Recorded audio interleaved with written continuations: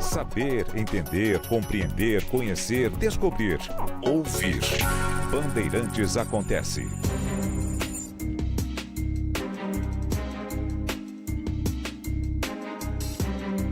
Essa discussão pública, curta, mas uma discussão entre o Padilha e a Gleisi Hoffmann é inócua. Ali não haverá nenhuma análise profunda e que de fato consiga diagnosticar não problemas eleitorais do PT, mas problemas da esquerda que tem voto. Porque, na verdade, há esquerdas em qualquer canto do mundo. Há grupos diferentes. A esquerda não é necessariamente revolucionária. É claro que o movimento comunista é necessariamente revolucionário. Não se pode falar em comunismo sem a ideia de uma revolução que preceda o desenvolvimento da sociedade em direção àquele sistema de produção e de relações sociais. Não há a menor possibilidade.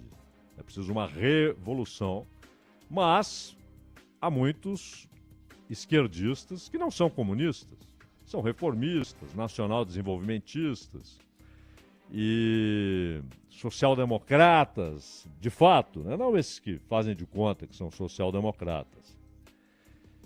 E há também, claro, a esquerda como um mero rótulo, a esquerda de papel, a esquerda que só é esquerda como um rótulo de identificação, como uma maneira de se apresentar à sociedade. São grupos que querem ser vistos como de esquerda, mas que não têm, de fato, as bandeiras, os ideais, as ideias, a ideologia e a prática da esquerda. E repito, não necessariamente da esquerda revolucionária, comunista, mas de qualquer um desses grupos que podem ser identificados como esquerda. Esses termos, esquerda e direita, são referências espaciais. Então, a sua própria origem, no seu uso político, se dá por uma circunstância espacial. Os jacobinos à esquerda, os girondinos à direita.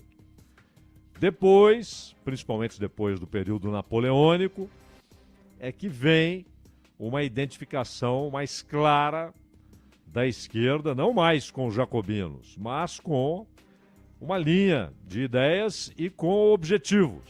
E a direita com outra linha de ideias, com outros objetivos. E também essa tem várias faces, vários grupos. Você tem dos liberais, dos democratas liberais, os conservadores, mas tem também os grupos reacionários.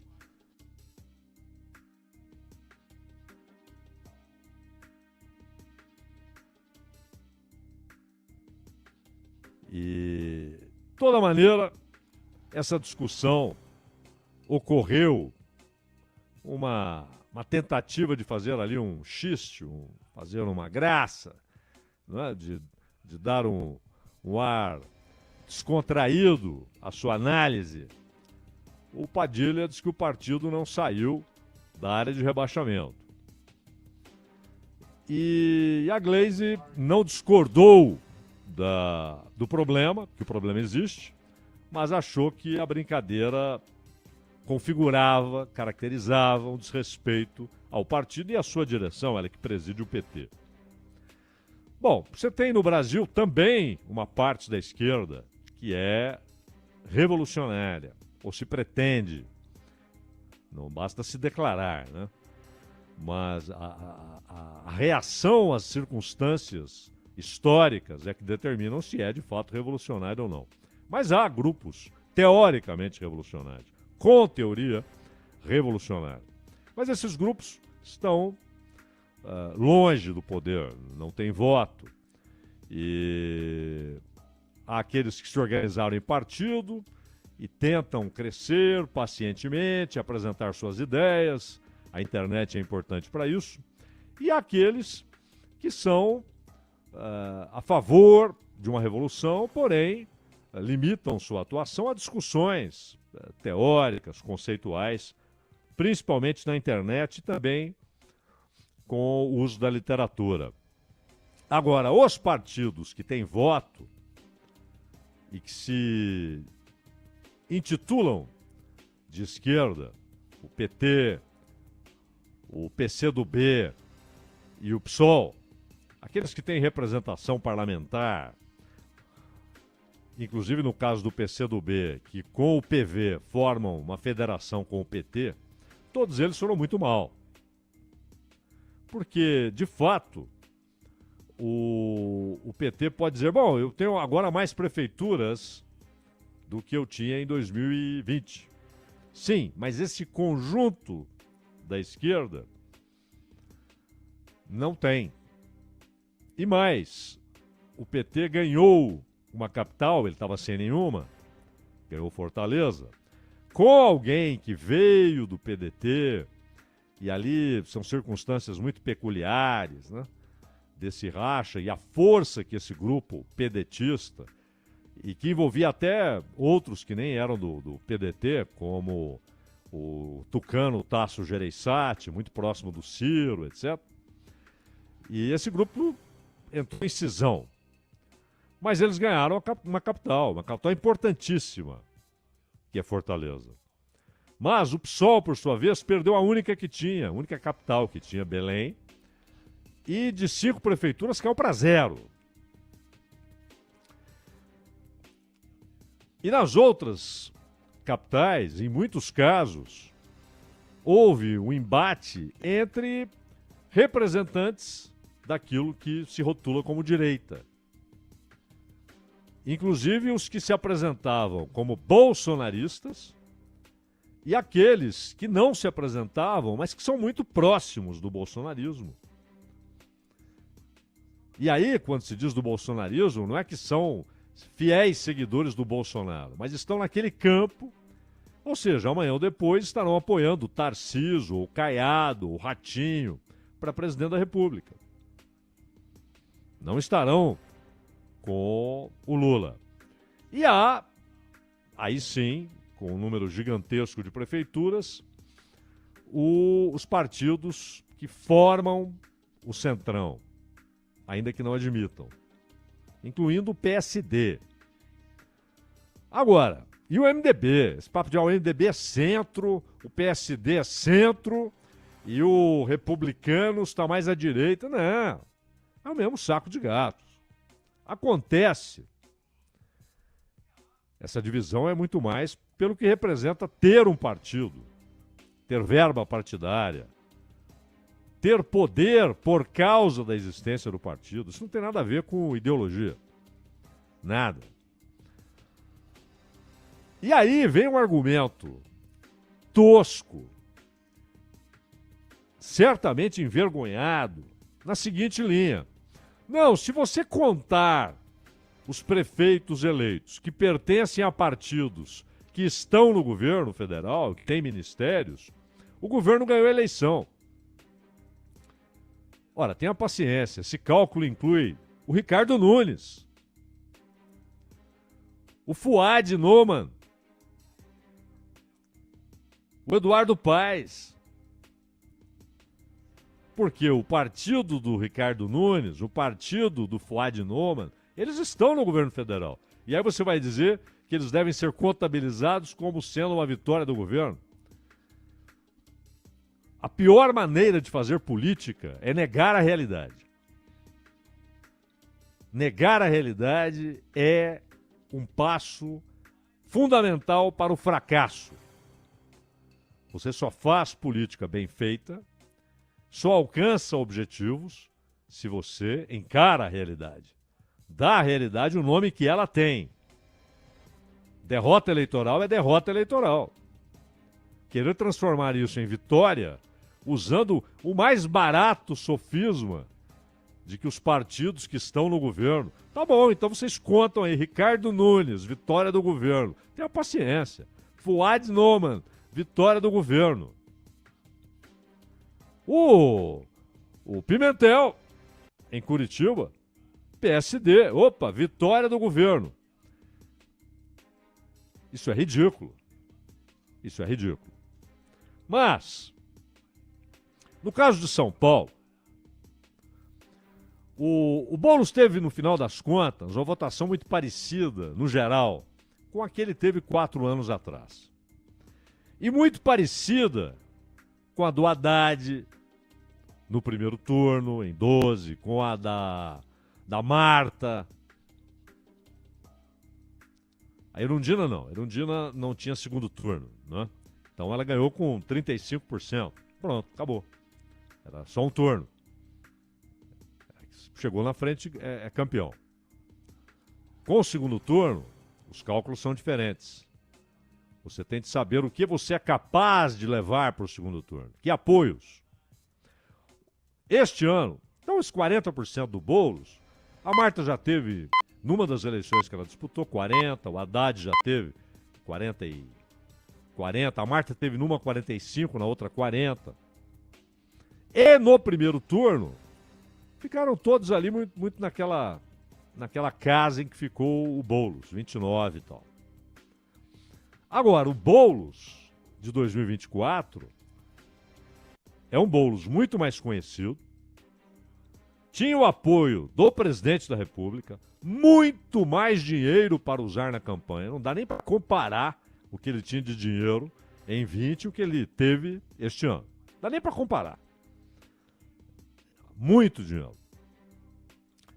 E enfrentando, no segundo turno, o Ricardo Nunes não é exatamente um campeão de votos, né? Era um vereador e, pelas mãos do Dória, foi ali encaminhado para ser vice do Covas e virou prefeito. Ele não enfrentou um campeão de votos. E perdeu. Perder é normal. Até porque, repito, a votação dele não foi diferente de outras votações que a esquerda teve em São Paulo. Nos seus melhores momentos. Não foi muito diferente. Mas a questão é a discussão sobre a campanha em si. O Boulos não é esquerda revolucionária. O Boulos não é um revolucionário. Eu discordo do Rui Costa Pimenta quando ele diz, ele associa ideologicamente o Boulos ao Boric. Eu discordo. O Boulos não é um revolucionário, mas ele não é um contra-revolucionário. O Boric é. O Boric é um reacionário que aproveitou sua história no movimento estudantil para se apresentar como a novidade na esquerda chilena. E é um reacionário. É um cara que trabalha pelos interesses imperialistas no Chile e na América do Sul. Ele é um reacionário. Ele é um contra-revolucionário. O Boulos não é, mas também não é revolucionário. O Boulos é um cara que tem um mérito que grande parte da esquerda e toda a esquerda de papel não tem. De ter se enfiado pessoalmente numa luta social por moradia. Porém, uma luta que sempre está restrita aos efeitos. É importantíssimo, é vital, é decente enfrentar os efeitos. Mas não há nenhum movimento para enfrentar a causa dessa situação social, dessa situação econômica, para enfrentar a origem desse quadro, que é histórico no Brasil, de empurrar, em certos momentos, centenas de milhares e hoje milhões de brasileiros para a margem, para a inviabilidade, para uma vida, do ponto de vista material, restrita à luta pela sobrevivência, sem perspectiva e sem casa. Então esse é o efeito. Enfrentar o efeito é muito importante, mas não enfrenta a causa. Mas pelo menos faz isso. Está na luta, no embate contra efeitos. Grande parte está só no papel. É a esquerda de papel. E que hoje está oferecendo o que à sociedade? Às periferias, aos morros, aos indígenas, aos mais pobres, que são a maioria. Oferecendo o quê? Corte de gastos, teto de gastos, repactuado, menos estúpido e cretino do que o primeiro, mais um teto de gastos. Silêncio em relação à legislação trabalhista. Silêncio.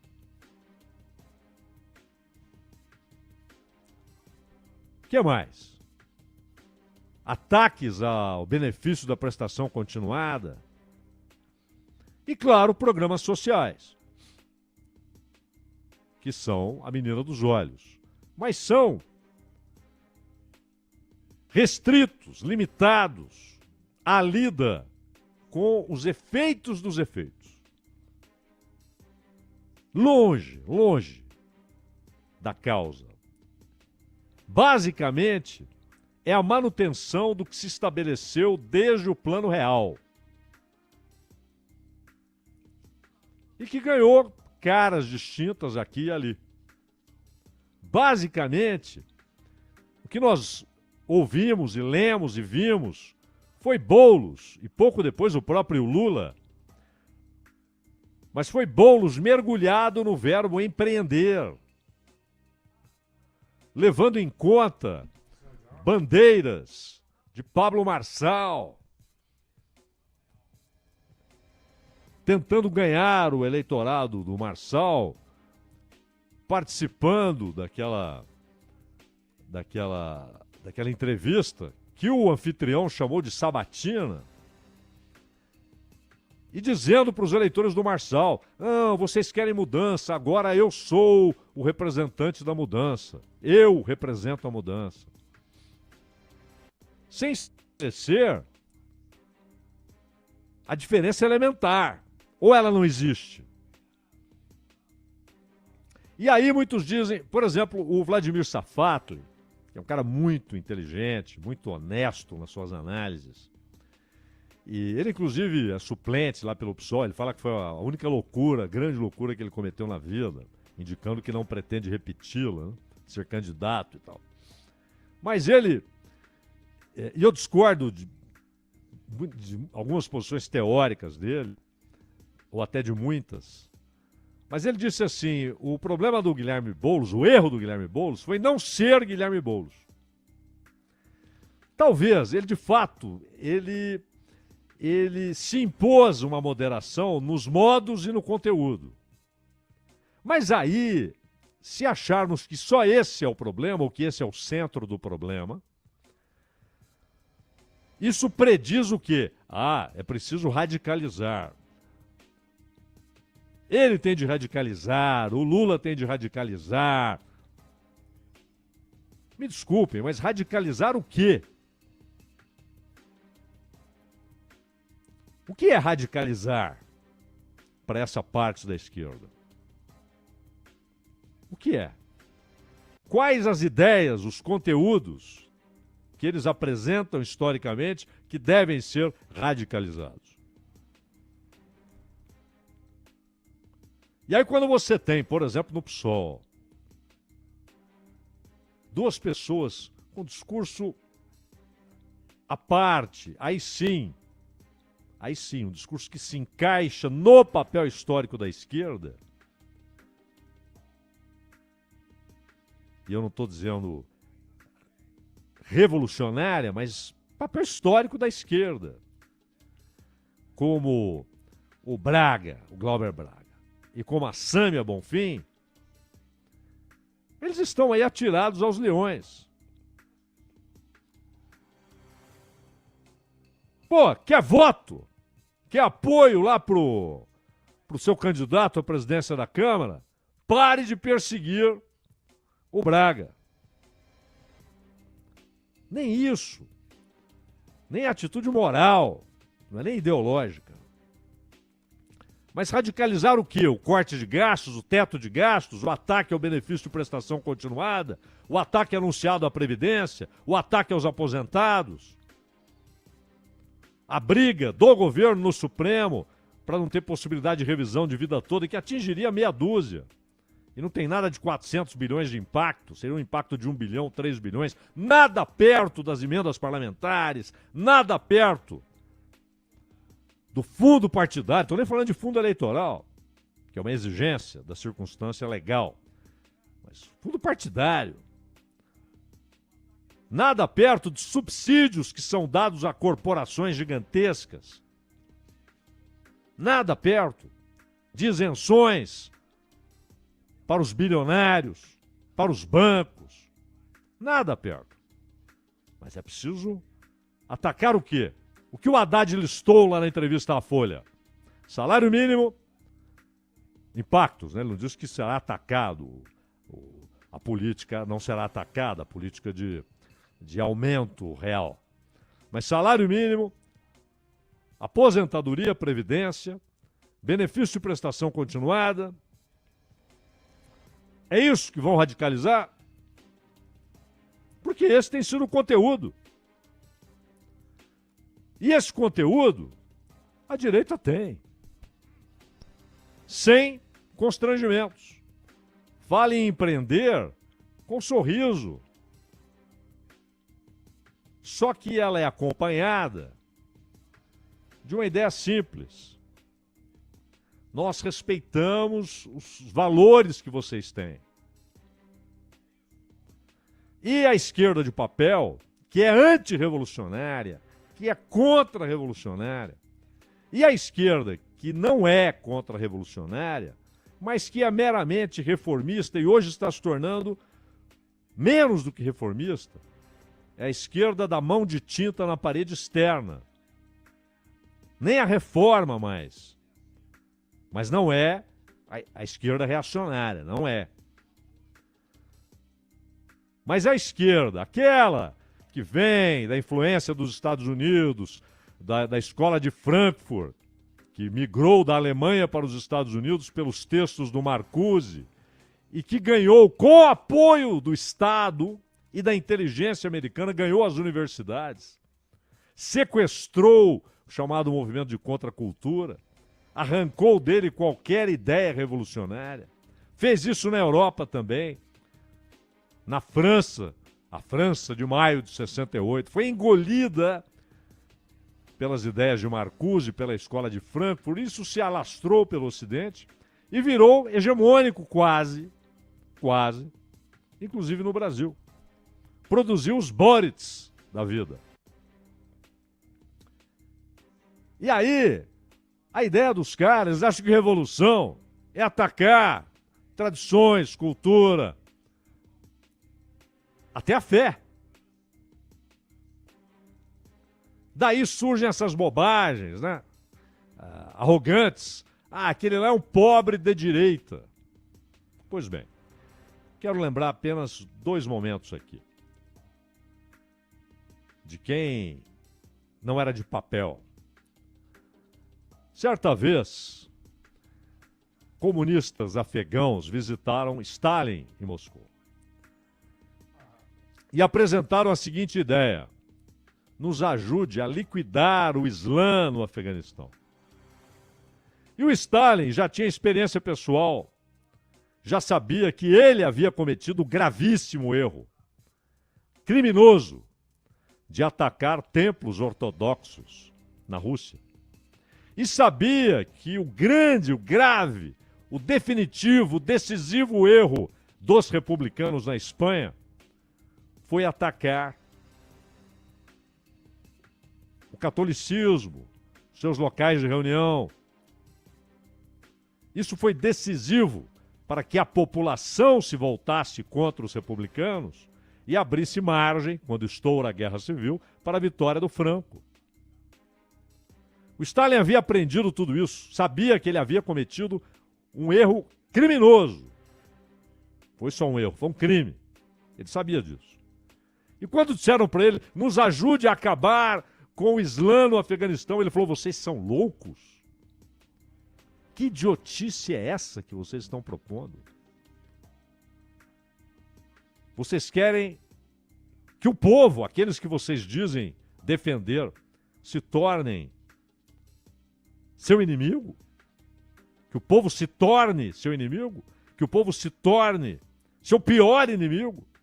Que o povo se torne o radical oponente à revolução porque vocês atacam a fé deles? Ah, mas no Brasil é hora de ir para as periferias. Sim, sabe quem fazia isso? Outro dia até o Luiz Nassif lembrou bem. As comunidades eclesiais de base, a esquerda católica, a teologia da libertação. E hoje muitos evangélicos fazem isso. Fazem isso. Levam a discussão. A ideia do Paulo Freire não era vamos levar a solução, era dizer entendam por que vocês têm essa vida. Entendam. E aí vocês vão concluir. Não é preciso que ninguém chegue aqui dando aula. Agora, ir lá falar o que hoje? Defender o quê?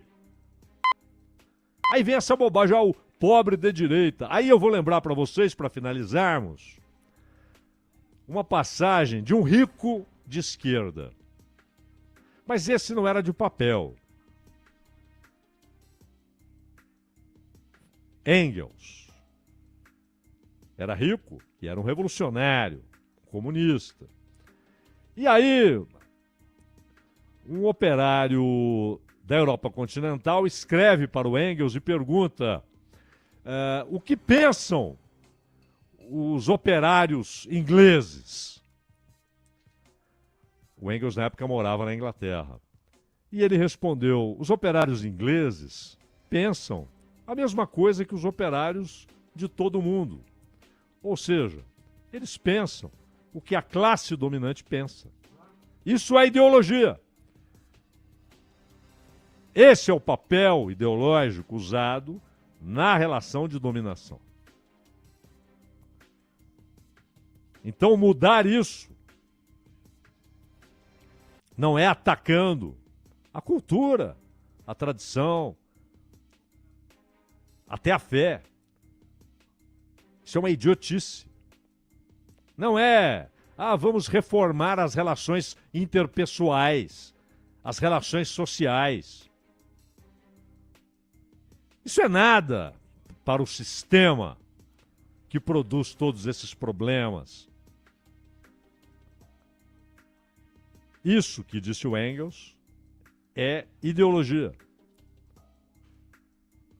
Então, não será essa história, essa discussão, essa lavagem de roupas aí do ministro com a presidente do partido, do Padilha com a Gleisi Hoffmann, que tocará sequer na superfície do problema. Não é? Não tocará. Há um papel histórico da esquerda, que hoje não é cumprido por aqueles que têm voto, e há uma esquerda de papel que não suporta a primeira chuva, meu caro Ronald Gimenez.